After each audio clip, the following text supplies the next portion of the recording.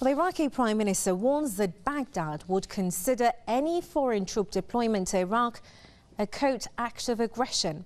Heidar al-Abadi says the government has not requested any foreign ground troops from any countries.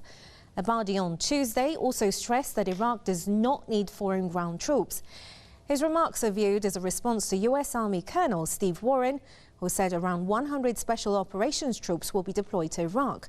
According to Warren, the new troops will assist in the campaign against Daesh in Iraq. The commandos will join the 3,500 US soldiers already deployed in the country. The US-led campaign against ISIL in Iraq and Syria has been criticised for ineffectiveness.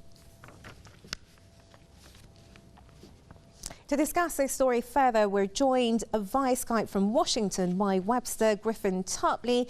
He's an author and historian. Good to have you with us here on Press TV, Webster. So, did the US Commander-in-Chief forget to coordinate with Iraqis before announcing their intention to have another couple of hundred special ops personnel visit their country? Or do you think it's because Iraq has no say in about its sovereignty at the moment? Well, I certainly believe that Iraq should have the final say. But I think we're dealing with a kind of a planned provocation here. And the provocateur is Ashton Carter, the Secretary of Defense of the United States, the boss of the Pentagon.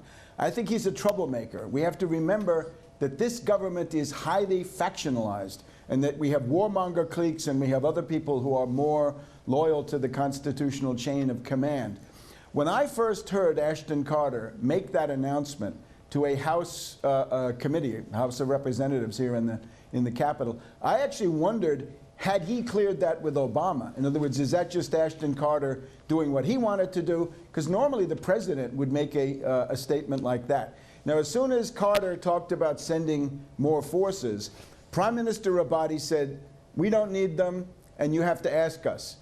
Then, today, we've had this Colonel Steve Watson, who is the spokesperson for the U.S. operation in Iraq, repeating these same demands, in other words, for a unilateral deployment without consultation.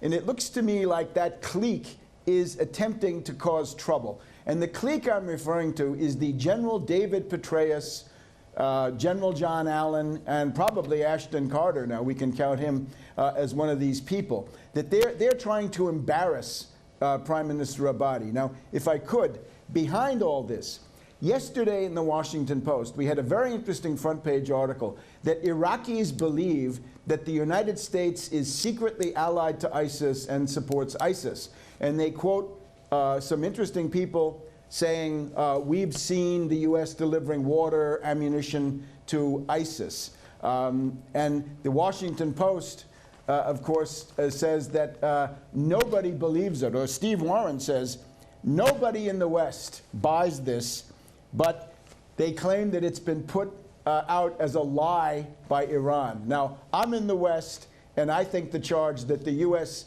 is playing footsie with ISIS is absolutely true. It's based on fact. It's not a conspiracy theory. Washington Post says the only people who believe this are Iran and Iraqis who are, they say, racist against the United States.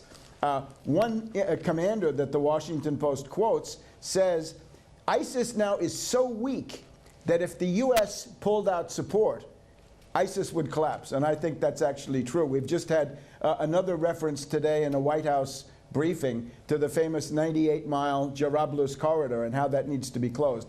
But I would just also offer what's possibly going on here. We know that Saudi Arabia and Turkey bribe people.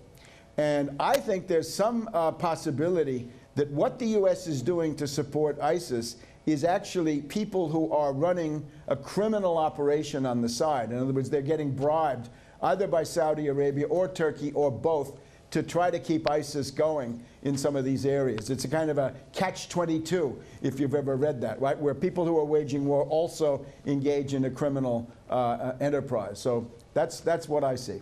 Well, Webster, very briefly, if you may, the Iraqi Popular Forces have pledged that they will combat any US troops deployed to their country. with Abadi's comments today, what consequences are awaiting the American forces? And then if these consequences do actually occur, is it something that has been called for?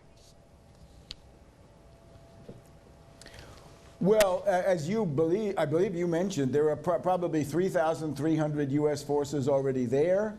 There are some advisors. There are special forces who work with the Kurdish forces, both on the Syrian side and on the Iraqi side. Peshmerga, PKK, and YPG, with the YPG being the most effective in my estimation. So I think what Abadi is saying is that he wants to be asked, and he should be asked. I read in what he says, he's not saying we never want any help from anybody, but he's saying that he wants to be asked. And I would ask him, and I would do that confidentially. I would not make these announcements in the way that Ashton Carter did. The party that I represent is the Tax Wall Street Party. We have been calling for the firing of Ashton Carter for months. He's simply a bungler.